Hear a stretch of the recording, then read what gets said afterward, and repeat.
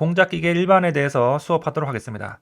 이 공작기계 일반이라는 과목은 우리가 지난 시간에 살펴본 선반과 밀림 가공과 중복되는 내용들이 있습니다. 그래서 이 가공에 대해서 전반적으로 배운다라고 생각을 하면 되겠습니다. 아래쪽에 보면은 공작의 범위가 나오는데요. 크게 보면은 절삭과 비절삭이 있습니다. 절삭이라고 하는 것은 깎아서 만드는 거라고 생각하면 됩니다. 깎고 나면은 칩이라는 게 발생하는데요. 이 칩이라는 것은 쉽게 생각하면은 예를 들어서 참외를 깎았다. 그러면 참외 껍데기를 칩이라고 합니다. 참외는 공작물이라고 생각하고 칼로 참외를 깎으니까 칼을 절삭 공구라고 생각하면 됩니다. 그래서 우리가 원하는 모양으로 참외 알맹이를 얻을 수가 있는데요. 자, 아래쪽에 보면은 선삭 가공이라고 나오는데 이 선삭과 선반은 비슷한 개념이기도 하고 다르다고 설명할 수 있는데 일단 선삭은 선반이라고 외우면 되겠습니다. 공작물을 회전시키고요. 이 공구, 이 칼을 직선 운동을 해서 원하는 형상을 만드는 것을 선반 가공 또는 선삭이라고 하고요. 평면 가공은 우리가 수직이 아니라 수평형 밀링 커터죠. 수평형 밀링 커터를 회전을 시키고 그리고 이 공작물을 전후 좌우로 이렇게 움직이게끔 합니다. 선반과 밀링 가공의 차이는 공작물을 회전하느냐, 공구를 회전하느냐 이 차이입니다. 선반은 공작물을 회전, 공구는 직선 운동, 밀링 가공은 공작물이 직선 운동, 공구가 회전 운동 이렇게 해서 선반과 밀링을 비교를 하면 되겠고요. 밀링 가공에서 평면 가공을 하는 것이 아니라 이렇게 구멍을 뚫는다든가 홈을 깎는다든가 윤곽을 가공한다든가를 이렇게 가공도 할 수 있습니다. 그리고 이 연삭 가공은 정밀한 가공이라고 생각하면 됩니다. 예를 들어서 뭐 이렇게 사포로 정밀하게 가공을 할 수 있겠죠. 사포에 보면은 이렇게 방수가 나옵니다. 뭐 이렇게 해서 200방, 뭐 1000방 이런 식으로도 나오는데요. 이런 연삭은 정밀한 가공이라고 생각하면 됩니다. 그래서 이 절삭 가공은 그런 식으로 정리를 하면 되겠고 비절삭 가공은 깎아서 만드는 것이 아니라 절삭 가공을 제외한 모든 가공을 비절삭 가공이라고 생각하면 됩니다. 용접이라든가 주조라든가 뭐 이런 것들을 비절삭 가공이라고 합니다. 여기 소성 가공이라고 나는데 탄성과 소성의 비교를 알 수가 있어야 됩니다. 탄성이라고 하는 것은 우리가 예를 드는 것이 이런 막대기를 이렇게 눌렀습니다. 이 막대기가 이런 식으로 움직이겠죠. 이렇게 움직입니다. 그래서 이 누르고 난 힘을 힘 F라고 하겠습니다. F를 제거합니다. 그러니까 눌렀다가 힘을 떼면은 원상태로 돌아오면 탄성, 1번 상태, 2번 상태로 하면 1번 상태로 다시 돌아오면 탄성이고요. 2번 상태로 되어서 이렇게 변형된 상태로 생겼다. 그러면 소성입니다. 그래서 탄성과 소성을 잘 비교를 하면 되겠습니다. 그래서 비절삭 가공은 소성 가공이다 라고 생각을 하면 됩니다. 그래서 소성 가공에는 두드리는 단조 또는 두 개 롤러 사이에 소재를 집어넣어서 원하는 형상을 뽑아내는 아변, 또 드로잉은 뭐 잡아당기거나 늘려서 모양을 바꾸는 것이라고 생각하면 됩니다. 그래서 이런 소성 가공에는 이런 종류가 있다. 또는 문제를 통해서 저희가 살펴보도록 하겠습니다. 그리고 공작기계의 종류에는 시험에는 범용 공작기계의 이러한 특징들을 적어주고 어떤 공작기계인가, 범용, 전용, 단능, 만능 이렇게 있는데 이 앞에 이 단어들의 특징에 근거해서 이런 것들을 정리를 하면 되겠습니다. 그 다음에 칩의 생성과 구성인선 나오는데 우리가 이 용어들을 기억을 하세요. 절삭 속도는 V는 1000분의 파이 dn이라고 우리가 선반과 밀링에서 배웠습니다. 단위는 미터 퍼 미닛이고요. 1분에 몇 미터를 이동을 할 수 있는가? 여기 단위가 미터 퍼 미닛이냐 밀리미터 퍼 미닛이냐 이것은 우리가 단위를 변환하면 되는 겁니다. 그래서 이 절삭 속도를 계산하는 공식 또는 절삭 속도의 개념 다음 페이지에 이송은 피드라고 하고요. 공작물이 1회전할 동안 공구가 이동하는 거리를 피드라고 하고 공구가 1분간 이동한 거리 밀리미터 퍼 미닛 1분에 몇 밀리미터 이동했느냐 또는 미터 퍼 미닛 이런 식으로 나타낼 수가 있는 것을 피드값 또는 이송값이라고 합니다. 그 다음에 절삭 깊이는 공작물을 1회에 깎아내는 깊이 이렇게 엔드밀이 이렇게 깎인다고 하면은 회전을 해서 이렇게 공작물이 앞뒤로 움직이면서 칩을 깎아낼 겁니다. 그래서 이때 요 깊이 값을 절삭 깊이라고 생각을 하면 되겠습니다. 그래서 이러한 용어들 잘 알아두시기 바랍니다. 자, 그 다음에 칩의 종류 굉장히 중요한 것인데요. 이렇게 공작물을 바이트를 사용을 해서 우리가 원하는 형상으로 만들게 되죠. 그럴 때 이 나오는 것들이 칩입니다. 이 칩이 끊어져서 이렇게 생기게 되는데 이 바이트와 공작물의 이 각도를 윗면경사각이라고 합니다. 우리가 윗면경사각이 커진다. 그러면 이 각도가 점점 이렇게 커지는 거겠죠. 바이트가 이런 식으로 들어오게 되면 윗면 경사각이 커지게 되겠죠. 그래서 윗면 경사각이 커지면 이런 표면 거칠기가 좋아집니다. 그래서 뒤에서 문제에서 한번 보도록 하겠습니다. 그리고 칩의 종류가 크게 4가지 나옵니다. 유동형, 전단형, 열단형, 균열형 나오는데 이 그림들을 외워야 됩니다. 이 그림을 주고 어떤 칩의 종류인가 나오기도 하고요. 또는 이런 설명을 주어주기도 합니다. 유동형 칩은 칩이 끊어지지 않고 연속적으로 발생하는 칩을 유동형이라고 합니다. 그래서 이 유동형 칩은 연성 재료, 연한 재료라든가 경사각이 윗면 경사각입니다. 윗면 경사각이 큰 절삭 공구를 사용하여 절삭 깊이를 얕게 하고 고속 절삭할 때 발생한다. 그래서 유동형 칩이 발생하는 조건을 이렇게 물어보기도 하고 또는 이 그림으로 물어보기도 합니다. 이 암기를 하세요. 중요하니까. 윗면 경사각이 크다. 그 다음에 절삭 깊이는 얕게 한다. 그 다음에 절삭 속도를 높게 한다. 이럴 경우에 또는 연성 재료, 연한 재료일 때 이 유동형 칩이 발생한다. 이 유동형 칩은 가장 이상적인 형태의 칩이기 때문에 문제에 자주 나옵니다. 또는 전단형 칩, 이것은 슬립이라는 말이 나오면 전단이라고 생각하면 됩니다. 키워드는 절삭 깊이가 크고 경사각이 작으면 발생되기 쉬운 칩이 전단형 칩입니다. 열단형은 연성이 매우 큰 재료, 이것이 키워드인데 저희가 문제를 통해서 조금 더 살펴보도록 하겠습니다. 균열형 칩은 주철 나오면 균열형 고르면 됩니다. 부스러지기 쉬운 재료, 이것을 매짐이라고 하기도 하는데요. 이런 매짐이라는 단어가 나온다든가 저속으로 절삭한다, 이런 것들이 나오면 균열형 칩을 고르면 되겠습니다. 그리고 우리 구성인선이라는 것도 상당히 많이 나옵니다. 영어로는 built-up 엣지입니다. 구성인선이 무엇이냐면은 이렇게 바이트가 이렇게 가공을 하게 되면 공작물을 가공을 하고 나면 이 칩이 떨어져 나와야 되는데 이 발생을 했다가 조금 성장 커집니다. 쭉 커지다가 이 칩이 떨어져 나가야 되는데 떨어지지 않고 바이트 끝에 이렇게 붙어 가지고 이렇게 절삭을 하게 됩니다. 그렇게 되면 어떻게 됩니까? 이런 표면 거칠기, 즉 조도가 떨어지게 되겠죠. 이렇게 표면 거칠기가 거칠거칠하게 됩니다. 그러고 나서 마지막에는 떨어진다. 이러한 것이 구성인선입니다. 그래서 발생, 성장, 최대 성장, 분열, 탈락 이런 방법대로 구성인선이 생성됐다 떨어지는데 아래쪽에 보면 구성인선의 방지 대책, 요것이 시험 문제에 많이 나옵니다. 그래서 이 구성인선이라는 것은 유동형 칩이 생기기 위한 조건과 똑같습니다. 그래서 유동형 칩은 아까 전에 공구의 윗면 경사각을 크게 하고 절삭 속도를 크게 하고 절삭 깊이를 작게 한다. 그래서 이것을 반드시 암기를 해야 됩니다. 이것은 유동형 칩이 발생하기 위한 조건과 구성인선의 방지 대책과 동일한 것이기 때문에 반드시 외워줘야 됩니다. 그리고 또 날끝을 예리하게 한다든가 절삭률을 사용한다든가 재결정 온도 이상에서 사용한다든가 키워드들은 반드시 암기를 해야 됩니다. 그리고 절삭 저항의 3분력, 이것도 중요한데요. 주분력, 배분력, 이성분력의 순서입니다. 그래서 이 그림을 외워주세요.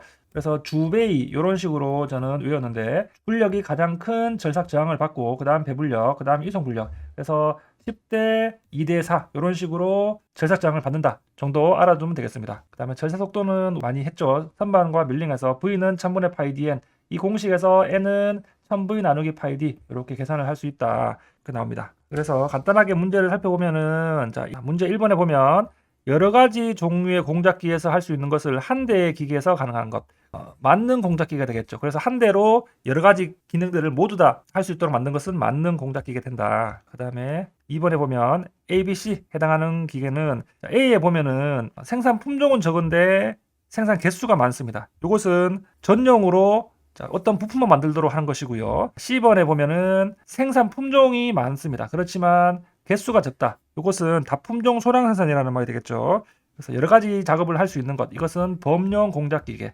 그리고 B는 품종이라든가 생산 개수가 적당히 중간 정도이기 때문에 CNC 공작기계, 이런 식으로 해서 정답은 4번 이렇게 되겠습니다. 자, 그리고 우리가 살펴본 기본 개념에 관련된 문제들이 많이 안 났는데 뒤쪽에 조금씩 나오니까 계속해서 살펴보도록 하겠습니다. 자, 절삭류는 절삭 가공을 하게 되면 열이 많이 발생합니다. 열을 식혀주기 위해서 절삭류를 뿌리기도 하는데 절삭류에서 원액을 그대로 사용하는 비수용성, 그리고 물을 섞어 사용하는 수용성 절삭류가 있습니다. 그래서 절삭류의 작용, 요것이 시험 문제 많이 나옵니다. 냉각, 윤활, 세척, 그 다음에 청정, 이런 단어, 이런 것들은 절삭류에 작용을 합니다. 그래서 절삭류의 효과, 읽어보면 알 겁니다. 공구의 수명 연장, 다듬질면, 즉 표면 거칠기가 좋아지고 치수 정밀도도 좋아지고 칩의 흐름이 좋아진다. 아까 전에 살펴본 구성인선의 방지 대책과 동일한 키워드가 되겠죠. 그 그다음에 윤활제 급유 방법, 핸드 급유. 이 핸드가 손이니까 손 급유, 적하 급유, 패드, 분무, 강제 급유 이렇게 있는데 간혹 시험에 나오더라고요. 그래서 이런 것들도 문제를 통해서 알아보도록 하겠습니다. 절삭 온도 측정 방법 요 네 가지 시험에 가끔씩 나옵니다. 그래서 칩의 색깔, 그다음에 열전대, 칼로리미터, 복사 고온계. 그래서 이런 것들 절삭 온도를 측정하는 방법이다. 그다음에 절삭류의 사용 효과와 윤활제에 대해서 한번 읽어보면서 정리하면 되겠습니다. 미끄럼 베어링의 윤활 방법이 아닌 것은 적하 오일링 패드가 있는데 충격 급유법은 없습니다. 윤활의 목적, 냉각, 청정, 방청 이런 것들이 있는데 용해는 윤활제의 사용 목적과 틀립니다. 윤활제 급유 방법, 핸드, 손급유, 적하, 분무 그렇겠지만 냉각 급유는 없습니다. 작업자가 급유 위치에 따라서 급유하는 법, 핸드 급유법 간단하게 알아봤고요. 여기 절삭 공구 재료가 나오는데 이것은 기계 재료 내용이기도 하지만 이 절삭에서 묶어서 같이 공부를 하면 좋기 때문에 이렇게 단원을 묶어 놨습니다. 절삭 공구는 당연한 말이 됩니다. 5가지 읽으면서 정리하시기 바랍니다. 당연히 일감이라고 하는 것은 공작물보다 단단하고 인성이 있어야 되고요. 내마멸성이 높고 경도 저하가 적고 그리고 원하는 형상으로 만들 수 있고 값이 싸다. 자, 이런 것들 한번 읽어보시고 절삭 공구 여러 가지가 있는데 자, 절삭 공구 중에서 가장 단단한 것은 다이아몬드입니다. 그리고 값이 비싸게 되겠죠. 그리고 요즘에는 세라믹도 많이 사용한다. 세라믹의 주 성분이 알루미나다. 초경합금보다 경도나 높은 속도로 절삭을 할 수 있지만 충격이나 진동이 약하다. 이런 특징들을 외우시기 바랍니다. 그리고 우리가 실습 시에 가장 많이 사용하는 것이 여기 초경합금인데요. 자, 탄화텅스텐, 티타늄, WT의 탄화텅스텐, 티타늄, 탄탈럼 등의 분말을 코발트, 니켈. 그래서 이런 온소도 외워두세요. 이런 건 온소도를 섞어서 프레스를 눌러 모양을 만든 후 1400도 이상의 높은 온도로 소결이라는 말을 기억을 하세요. 키워드. 그래서 대략 800도 이상의 고온에서도 경도가 낮아지지 않고 바이트나 페이스 커터의 공구 팁이라든가 인서트 날 형식으로 사용한다. 그래서 우리 실습실에서도 많이 사용하는 것이 초경합금이다. 그리고 탄소 공구광은 가장 오래된 공구고 300도 정도 온도에서 경도가 급격히 낮아집니다. 그래서 쇠톱날, 줄 등에 사용한다. 합금 공구광은 탄소 공구광에서 합금 성분을 첨가했다. 그래서 조금 더 마멸에 잘 견딜 수 있다. 450도. 그다음 고속도 공구광. 고속도 공구광에서는 텅스텐, 크롬, 바냐듐 요것이 합금 비율입니다. 그래서 텅스텐은 18%, 크롬은 4%, 바나듐은 1%. 그래서 18, 4, 1 이런 키워드를 암기를 하세요. 600도씨. 탄소 공구광의 2배 되겠죠. 아까 300도라고 했으니까. 드릴이나 바이트, 밀링 커터 등의 공구를 사용한다. 다음 주조합금은 스텔라이트라는 키워드 이런 것들 암기를 하면 되겠습니다. 이런 식으로 공구 재료별 온도와 경도와의 관계 탄소 공구광이 제일 작고요. 여기 세라믹 공구가 있습니다. 다이아몬드는 없지만 세라믹과 다이아몬드가 제일 경도가 높다. 체크하시기 바랍니다. 공구의 마모도 자주 나오는데 3가지가 있습니다.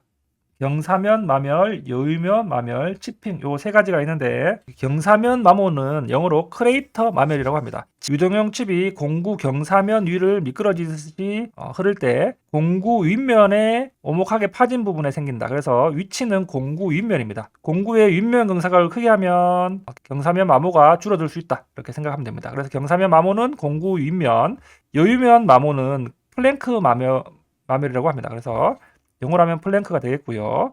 공구의 여유면에 생기는 것이 여유면 마멸이다. 그래서 보통 추철이라고 하는 것은 잘 깨지는 성질이 있는데 이 매짐이라는 단어 이런 재료들을 절삭할 때는 보통 여유면 마멸 또는 프랭크 마멸이 발생합니다. 치핑은 공구 날의 모서리에 작은 조각으로 떨어져 나가는 것을 치핑이라고 합니다. 그래서 아래쪽에 보면은 위쪽 면은 경사면, 옆쪽 면은 여유면, 그 다음에 이 모서리 부분, 이런 부분은 치핑. 이렇게 정리를 하시기 바랍니다. 문제에서 보면 절삭 공구에서 치핑이 발생하는 원인. 정답은 4번인데요. 1, 2, 3번. 이것은 치핑이 발생하는 원인이 되겠고요. 모서리가 깨져서 발생하는 것이라고 했는데 이 점성이라고 하는 것은 끈적끈적하다는 개념 정도로 이해를 하면 되겠습니다. 점성이 크다라고 하면 이건 치핑과는 관계가 없는 이런 원인이 되겠습니다. 이번에 공구의 옆면과 가공면의 마찰, 그래서 옆면 이렇게 나오면 플랭크 마모 또는 여유면 마모 이렇게 알 수가 있습니다. 윗면 경사각과 밀접한 관계, 이것은 윗면 경사각 나오면 크레이터 또는 경사면 마모 이렇게 체크할 수 있고요. 충격 나오면 치핑 이렇게 알 수가 있습니다. 그 다음에 결삭저항의 3분력 나오는데요. 주분력, 배분력, 이송분력 이렇게 나오고요. 종분력은 해당하지 않습니다. 6번에 구성인선 빌트업 엣지라고 했는데 방지 대책으로 틀린 것은 절삭 깊이는 크게 하는 것이 아니라 작게 하는 것입니다. 이거 굉장히 중요하다고 했습니다. 윗면 경사각을 크게 하고 절삭률을 사용하고 절삭 속도를 크게 하고 절삭 깊이를 작게 한다. 그래서 이런 것들 키워드 반드시 암기를 하세요. 문제 어떻게 나오느냐? 구성인선의 방지 방법. 구성인선과 빌트업 엣지는 똑같은 말입니다. 절삭 깊이는 어떻게? 작게 한다. 윗면 경사각을 크게 한다. 절삭률 사용한다. 속도를 크게 한다. 8번에도 절삭 깊이 작게, 속도 빠르게, 절삭률 사용, 윗면 경사각을 크게 한다. 9번에도 이것은 빌트업 엣지를 하기 위한 방법으로 옳은 것은 윗면 경사각을 크게 한다. 이게 지금 맞는 말이죠. 나머지는 틀린 말이 되겠습니다. 가공면이 가장 깨끗한 칩 이렇게 하면 유동형 칩 이렇게 나와야 됩니다. 연한 재질 이렇게 나왔죠. 11번에도 아까 전에 살펴본 대로 이런 그림 보면 바로 경장형 칩 이렇게 나올 수 있어야 됩니다. 그래서 뭐 점성이란 나오고요. 절삭 깊이 클 때 키워드를 고를 수가 있습니다. 주철 나오면 바로 균열형 이렇게 나와야 됩니다. 매진 재료 이렇게 키워드를 위주로 암기하시기 바랍니다. 절삭 저항 중에서 가장 큰 절삭 저항 주분력, 절삭 공구로 사용되는 재료가 아닌 것은 저희가 다 알아봤는데 이 페놀은 아닙니다. 이 페놀은 절삭 공구가 아니라 이게 폐유가 되겠죠. 소경합금에 구성하는 탄화물이 아닌 것은 이렇게 해서 정답은 4번이고요. WC, TIC, TAC 이렇게 해서 탄화텅스텐, 탄화코발트 뭐 이런 것들 눈여겨봐야 됩니다. 그래서 4번은 아닙니다. 탄소 공구강 가장 기본적인 공구강이었고요. 거리가 먼 것은 저온에서의 경도가 크다 아니죠. 300도가 되면은 이 경도가 급격하게 낮아집니다. 그래서 가장 옛날에 만들어졌고 단단하지 않은 것이 탄소 공구강이다. 초경합금 거리가 먼 것은 텅스텐, 코발트, 니켈 이런 것도 있는데 황은 S인데 S는 없었죠. 코발트, 니켈, 텅스텐 이런 것들은 다 들어갔죠. 수기 가공에서 적합한 것은 탄소 공구강 줄이라든가 톱 이런 것들 사용하는 금속 재료입니다. 여기 탄소 공구강의 단점을 보완하기 위해 나왔다. 그래서 계산한 강은 합금 공구강이죠. 탄소 공구강에서 합금을 넣어서 계산한 것은 합금 공구강이 되었고요. 18, 4대 1 이렇게 나오면 자, 이것은 고속도 강인데요. 18%는 텅스텐, 4%는 크롬, 1%는 바네듐. 이것은 암기를 해야 되는 겁니다. 자, 세라믹과 강한 금속의 분말을 배열 소결한다. 이런 것은 서멧. 여기 처음 배우는 것인데 서멧이라는 것도 체크를 하시기 바랍니다. 취성이 커서 충격이나 진동이 약한 절삭 공구 세라믹 되겠고요. 초경합금은 나머지는 다 맞는 말이고 정리하세요. 경도가 낮다. 이 HRC 이것은 나중에 기계 재료에서 배우겠지만 HRC 80에서 90 이상의 아주 높은 경도를 가지게 됩니다. 가장 경도가 높은 재질은 여기서 나오는 것은 세라믹 혹은 다이아몬드 이런 것이 되겠고요. 여기서 나오는 것은 입방정 지라붕소 이것이 가장 높은 것입니다. 다이아몬드가 나오면 다이아몬드가 가장 높은 것이고요. 그 다음에 입방정 지라붕소, 그 다음에 뭐 세라믹 이런 것들의 등등 경도가 높은 재질의 순서 외우시면 되겠습니다. 공구 재료의 필요 조건, 열 처리가 쉽고 강인해야 되고 경도가 크다. 상식적인 문제입니다. 내마멸성이 어떻게 돼야 합니까? 높아야 되겠죠. 초경과 비교해서 세라믹 공구의 장점 중 옳지 않은 것은 당연히 세라믹 공구는 취성이 약하다고 했습니다. 텅스텐, 크롬, 바나듐으로 조성된 것, 고속도 공구강. 공구 합금강에서 당금질하고 뜨임이라고 하는 것은 우리가 기계 재료에서 배우겠습니다. 이게 당금질을 하게 되면은 단단해지는 대신에 취성, 깨지는 성질이 높기 때문에 뜨임을 해서 내부 응력도 제거해주고 깨지는 성질을 줄여주는 것인데요. 이럴 때 취성이 증가하는 것이 아니라 뜨임을 하면 취성이 낮아지는 효과를 얻게 됩니다. 절삭 공구에서 초경합금의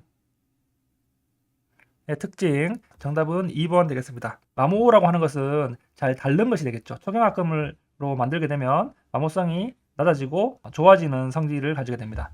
초경합금의 성질 정답 2번 되겠고요. 초경합금의 특성 이런 정답 1번 32번도 이런 단어 나오면은 소결했다 이렇게 나오면 초경합금. 33번은 조금 어려운 문제인데요.